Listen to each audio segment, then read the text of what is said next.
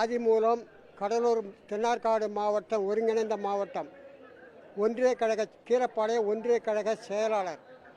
1972 முதல் இந்த இயக்கம் வளருவதற்காக நாங்கள் எல்லாம் உழைத்திருக்கிறோம்.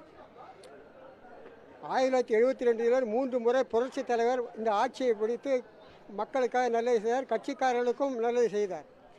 அதன் பிறகு புரட்சித் தலைவர் மறைவுக்கு பிறகு புரட்சித் தலைவர் அம்மா அவர்கள் சிறந்த ஆட்சியை கொடுத்தார்கள், சிறந்த நிர்வாக திறமையை ஆட்சி நடத்தினார்கள். அதன் பிறகு அம்மா மறைவுக்கு பிறகு இப்போது கட்சி பிளவுபட்டு இருக்கிற காரணத்தினால் மூத்த தலைவர்கள் அம்மாவோடு 35 ஆண்டு காலம் அம்மாவுக்கு உறுதுணையாக இருந்து அம்மா வளர்ச்சிக்கு அம்மாவுக்கு துணை இருந்து அம்மாவுக்காக பாடுபட்ட சின்னம்மா தியாகத்தலைவர் அவங்க அண்ணா ஓபிஎஸ், அண்ணன் தினகரன் எல்லாருமே ஒன்றாக இணையும். இப்போது ஊர் 2 பட்டால் கூத்தாடி கொண்டாட்டம். கழகம் இப்போ 4 பிரிவாக பிரித்து போகிறதால கட்சி மீண்டும் ஆட்சிக்கு வராது, வேறு படுதோல்வி அடைஞ்சிட்டு இருந்தால் கட்சிக்காரர்கள் இயக்கம் என்ன ஆகும்? எம்ஜிஆர் புரட்சித் தலைவரால் உருவாக்கப்பட்ட இந்த இயக்கம் அந்த கட்சி தொண்டர்களாக இன்றைக்கி அனாதையாக நிற்கிறார்கள்.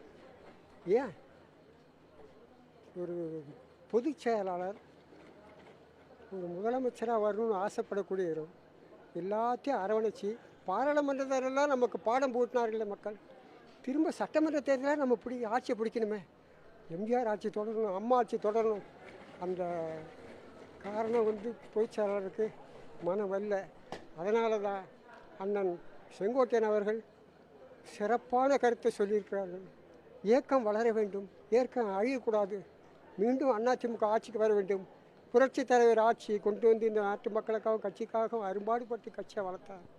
அதே போல் அம்மா அவர்களும் இந்த இயக்கத்தை கட்டி காத்து இழந்த சின்னத்தை மீட்டு மீண்டும் கழகத்தை தலைநிமிர செய்து ஆட்சியை பிடித்து 2 முறை ஆட்சியை பிடித்து சிறப்பாக நடத்தியவர்கள்.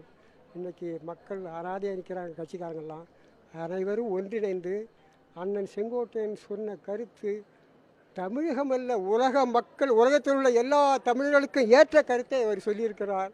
அதை எல்லோரும் ஏற்றுக்கொண்டு கழக பொதுச் செயலாளர் அவர்கள், நான் சாதாரண தொண்டன், 72 இயக்கத்தில் இருக்கின்ற தொண்டன், பொதுச் செயலாளர் போல் நானும் 72 இருக்கிற தொண்டன் தான். அதனால் என்னுடைய உள்ளத்தில் இருக்கிற அடிமட்டத்தில் இருக்கிற உறுப்பினர்கள் கட்சிக்காரர்களுடைய பிரதிபலிப்பை நான் இங்கே உங்களிடம் கருத்து தெரிவிக்கிறேன்.